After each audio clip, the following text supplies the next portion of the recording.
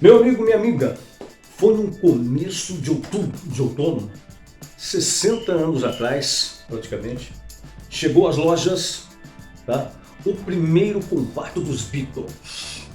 E a partir daquele momento, o mundo da música nunca mais foi o mesmo, tá? Nunca mais foi o mesmo. Hoje eu vou falar para você o que isso significou, vou contar umas historinhas aí, tá bom? Eu vou falar para você dos Beatles, como surgiu os Beatles, lá do empresário, o primeiro empresário, enfim, muita coisa legal aí para você, tá? E esse vídeo tá muito bacana, gente, tá muito interessante mesmo, tá? Beatles, essa banda que tá aí há 60 anos arrebentando, né? Pois bem, meus amigos, foi exatamente nesses primeiros dias de outubro, tá? Só que há 60 anos atrás, que houve uma, vamos dizer assim, houve uma ligação chave mundial, né? Que afetou não apenas a música, mas também todos os padrões de comportamento, de visual e o que mais você imaginar que possa ter sido transformado ao longo aí dessas 6 décadas, né? Foi exatamente nos primeiros dias do outono de 1962. E chegou às lojas aí, né, praticamente o primeiro compacto dos Beatles, com Love Me Do do lado A e Yes, I Love You do lado B. Ambas que mais tarde foram incluídas aí no primeiro álbum dos Beatles, Please Please Me, que é um álbum, né? Eu vou falar a respeito desse disco para você, vou contar as histórias absurdas a respeito desse disco, tá? Mais para frente, porque um pouquinho mais para frente, esse álbum que foi lançado em 63, ele faz 60 anos. Tá? E dentro dessas histórias eu vou explicar definitivamente para você quem tocou bateria em Love Me Do, tá? Já que existem versões com Pete Best, com Ringo Starr e com Red White, né? Então eu vou contar para vocês um pouquinho mais para frente essas outras histórias incríveis para você. Mas o papo que eu quero ter com você hoje, agora, tá?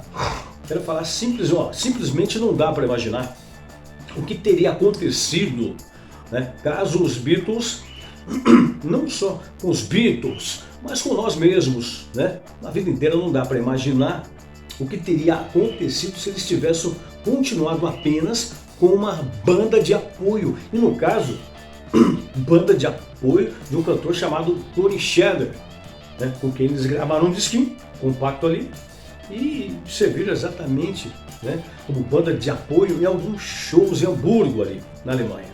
Até hoje, tá, é inexplicável como duas canções com letras assim simplérrimas e com ritmos assim típicos daqueles rockinhos dos estudantes ingleses da época, né? É inexplicável, amigo, como que essas duas músicas se tornaram, e quando eu falo isso, né, é um estouro espontâneo nas rádios na Europa inteira.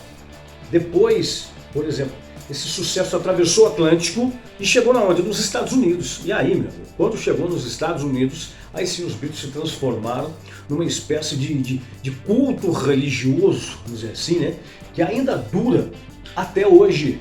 Na verdade, 61 anos depois, é inacreditável, amigo, saber que aquele imenso sucesso, tá, veio de uma canção escrita ali 4 anos antes, 1958 mais ou menos, por 2 garotos, né? Literalmente 2 garotos. Por quê? O Paul McCartney ele tinha 16 anos e o John Lennon tinha 18 anos.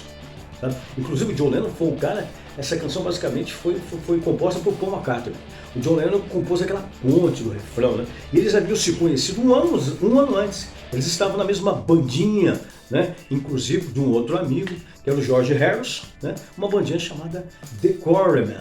Assim como milhões de outros grupinhos, eles podiam ter tido o mesmo destino, o mesmo caminho, né? Dessas bandas, desses grupinhos, o anonimato, né?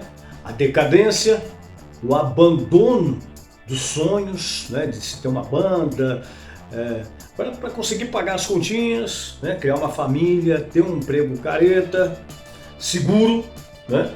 Isso aconteceu com milhões de grupos e bandas, né? Com músicos talentosos, com músicas legais, né? E eles sucumbiram. Se você soubesse quantos músicos talentosos, tá? E bandas incríveis tiveram esse mesmo destino, ou seja, de se conformarem com uma vida normal, careta, vocês não têm ideia, bicho. Tá? Vocês não têm ideia. Isso me deu uma ideia, talvez eu faça um vídeo para você.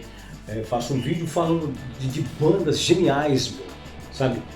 Que acabaram se desmantelando, os seus integrantes foram trabalhar em empregos normais, né? E deixaram para trás assim, discos bem bacanas aí. Vou fazer um vídeo logo para você disso aí, tá bom? Mas enfim, só que isso não aconteceu com os Beatles, com Paul McCartney, com John Lennon e com George Harrison. Tá? E vou dizer um negócio para você, meu amigo. O sinal de que eles poderiam ter sido apenas mais uma bandinha, mais um grupinho, tinha sido dado, tá? Quando eles se inscreveram, bem lá no comecinho, num concurso de revelação musical, com outro nome inclusive, né? Se inscreveram como John and the Bulldogs. E eles não ganharam aquele prêmio. Tudo que eles conseguiram naquele festival foi arrumar um novo baixista, né? Que era bonitão, chamado Stuart. E aí com essa nova formação, em agosto de 1960 mais ou menos, a banda ela passou a se chamar The Beatles, né? E tinha um outro baterista que era o Pete Best. Eles começaram a tocar e aí começaram a fazer pequenos sucessos naquela cena jovem, né, de Liverpool. E esses sucessinhos, né, levou a banda a fazer shows em Hamburgo. A Alemanha tinha um bairro muito animado, São Paulo, né, cheio de boates, prostíbulos, os marinheiros na época que apareciam no corpo da cidade, né, eles pretendiam o quê? Eles pretendiam ficar lá o máximo de tempo possível. Só que eles acabaram sendo deportados da Alemanha, porque eles não tinham permissão para trabalhar. Apenas o Stuart, que conheceu uma namorada lá, estava apaixonado, ele sabe-se lá como ele conseguiu ficar lá, na Alemanha, inclusive foi onde ele morreu de uma maneira absolutamente inesperada em 1962. E claro que todo mundo sabe a respeito, né, dos muitos shows que os Beatles fizeram no Cavern Club, né, um lugar lendário, mas que na época, tá, era apenas um pub engordurado, fedorento. Todo mundo sabe também que de vez em quando eles andavam meio clandestinamente ali para fazer shows escondidos da polícia. E até mesmo algumas gravações, né? Como aquela que eu falei no começo, registrada em um dos compactos do Tony Sheridan, né? Com a música My Bonnie. E ali, mais uma vez, né, entrou aquela velha história que eu falo aqui para vocês. Tá? Os pequenos detalhes que mudam a trajetória, a história, tá, de todos nós. Na verdade, eu sempre falo isso para você. Foi o que aconteceu, né, com os Beatles. No outono de 1961, um garoto entrou numa loja de discos, tá, lá em Liverpool, cujo gerente era um cara muito bem apessoado chamado Brian Epstein. E esse garoto entrou na loja e perguntou se tinha um disco gravado na Alemanha, um disco intitulado My Bonnie. E aí o Brian Epstein, tinha uns 27 anos na época, perguntou o que é isso? O que é essa banda? Ele recebeu como resposta do garoto, tá, que o garoto respondeu assim para ele: é uma banda, você provavelmente nunca ouviu falar dos Beatles. Só que o que acontece? A partir desse dia, começaram a aparecer naquela lojinha vários garotos na loja, tá, perguntando pelo mesmo disco. E aí ele começou a perceber, peraí, tem alguma coisa acontecendo aqui. Inclusive, ele trouxe, né, encomendou milhões de discos lá para poder vender, e um disco chamado My Bonnie, que trazia o nome do cantor, Tony Sheridan, e do lado de um tal de Pete Brothers, né? E aí o Brian começou a encomendar esses discos para vender na loja dele. E começou a vender vários, cara, começou a vender tudo. Tanto que tudo que ele tinha encomendado, ele vendeu rapidamente tudo. E ele ficou muito curioso, ele ficou espantado. Quem são esses caras? E aí ele descobriu que esse tal de Pete Brothers era na verdade uma banda ali de Liverpool, né, chamada The Beatles, que estava sempre tocando no Cavern Club. E aí o Brian falou: eu vou assistir esses caras, saber como é que é. E mesmo horrorizado com o local, tá, o Cavern Club, né, é um lugar assim absolutamente imundo, cara, fedorento, Tal, e os Beatles faziam um show ali no porão, tá, do pub, e mesmo horrorizado com o local, cara, o Brian Epstein, ele ficou tão entusiasmado com o show dos Beatles, lotado ali no Cavern Club, que ele se ofereceu para ser empresário dos caras, meu. Daí os caras viram um cara assim, os Beatles viram assim, aquele sujeito muito bem apessoado, né, terno elegante, cheiroso, bonitão. Aí os caras falaram, pô, meu, esse cara tá querendo ser empresário da gente? Os caras, aparentemente, ele tem grana. Vamos ser empresariados por ele então. E aí, a história toda que você conhece, né? É evidentemente que o Brian Epstein, ele inundou todas as gravadoras da Inglaterra com cartas e com fitas demo, né, dos Beatles aí. A melhor proposta que ele recebeu naquela época veio exatamente no início de 62, tá? Quando foi agendado aí uma reunião da poderosa gravadora Decca, naquela época, com um sujeito chamado Nick Lowe, que era o cara que decidia quem seria ou não contratado pela poderosa gravadora Decca. Mas aí ouviu o material, ele fez a reunião, né? Ouviu o material ali dos caras na frente do Brian Epstein e dos 4 caras da banda, e ele terminou de ouvir, chegou para os caras e falou assim, mandou os caras embora, né? Falou assim, ó, não é legal, isso aqui não vai rolar, sabe? Até porque esse papo de grupos de guitarra é um negócio que já está perdendo espaço. Olha o que o cara falou, meu, tá entendendo? Meu, na boa, essa foi a previsão mais furada de todos os tempos, pode ter certeza disso. E aí, os caras saíram de lá desanimados, né? Continuaram a fazer shows, e eles estavam novamente ali, de uma maneira meio clandestina no pub, quando eles receberam um telegrama do Brian Epstein, né? E nessa mensagem dizia assim, que eles tinham, o empresário, ele tinha conseguido uma audição, né, para também poderosa EMI, né? E era para eles voltarem rapidinho. Eles voltaram e fizeram a reunião na frente de George Martin, né, que era quem? Era considerado um produtor ali dentro do circuito musical, um cara especializado em discos de comédia, que era muito comum naquela época, mas aí estava lá, os caras reunidos com o George, né? O George Martin ouviu, né, a demo ali, mas ele não se impressionou tanto, né, com o som, tá entendendo? Inclusive, muitos anos depois ele declarou que ele entendeu o porquê que as gravadoras recusavam os Beatles, né? Mas ele, o que ele fez? Ele sentiu que tinha alguma coisa ali. Sabe-se lá por que ele pensou bem? Esses moleques têm carisma, né?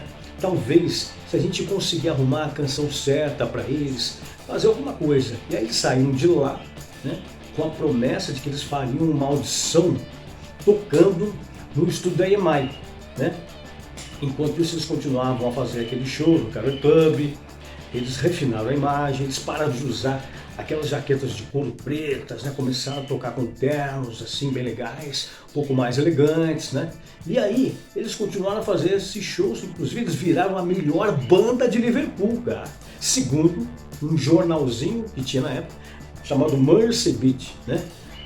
Colocou lá que os caras eram a melhor banda de Liverpool. Aliás, Mercy Beat é um nome de jornal e era também o nome daquela cena toda, né, de fãs que tinham em Liverpool, chamava Mercy Beat, né? Porque eu vou fazer um vídeo a respeito disso aí, tá? Isso é outra história. E aí, meu amigo, minha amiga, finalzinho de junho de 62, tá? Por conta do Brian Epstein, aquela coisa toda, eles conseguiram assinar um contrato, cara, com a EMI. Pra quê? Pra gravar um compacto, né, com uma subsidiária da EMI, que era chamada Parlophone. Eles iam gravar um compactozinho, aquela coisa toda, e aí o resto da história você sabe aí também o que aconteceu, né? Vou contar os detalhes, tá, a respeito aí do primeiro álbum, né? Logo mais para você, tá certo? O disco vai fazer 60 anos, a gente conta essa história. Você saber aquela história toda. Então, o que é importante você entender, meu amigo, com esse vídeo? Tá? Que a partir do momento que esse compacto chegou nas lojas, tá, a cabeça de todo mundo, instantaneamente, depois de alguns meses e tal, a cabeça virou, sabe? E os Beatles se tornaram uma febre mundial. Mundial, cara. Sabe? Porque continua até hoje, praticamente. Por isso que o lançamento desse compacto é importantíssimo. E por isso que eu fiz esse vídeo para você, tá? Então assim, Beatles, 60 anos, sucesso até hoje. Você que conhece o Beatles, né? Você que conhece o Beatles, você sabe que para falar de Beatles tem que realmente pesquisar, tem que realmente conhecer, né? Não vou falar para você que eu sou um expert, um conhecedor, mas você conhece o Beatles, sabe que essa história que eu falei para você é verídica, é real, foi assim que aconteceu, e espero que você tenha gostado desse vídeo, tá? Compartilhe esse vídeo com seus amigos. E todos os dias eu coloco um vídeo novo para você aqui no nosso canal André Campos Motivacional. Muito obrigado pela sua audiência, pela sua companhia e até o próximo vídeo, se Deus quiser, com certeza ele há de querer. É isso aí, meu amigo. Hoje nós falamos de Beatles. Amanhã podemos falar de Michael Jackson, Elvis Presley e outros aí que você gosta de ouvir, tá certo? É só colocar nos comentários aqui qual assunto você quer que eu traga para você. Qualquer assunto que você quiser que eu traga para você aqui, a gente pesquisa e a gente traz a veracidade dos fatos aqui, ó. Olho a olho, olho no olho, tá certo? Essa é a intenção. É falar para você, é conversar com você a respeito do que é sucesso e do que realmente está acontecendo no nosso mundo, que já aconteceu também. Forte abraço e até o próximo vídeo, se Deus quiser. Tchau, tchau!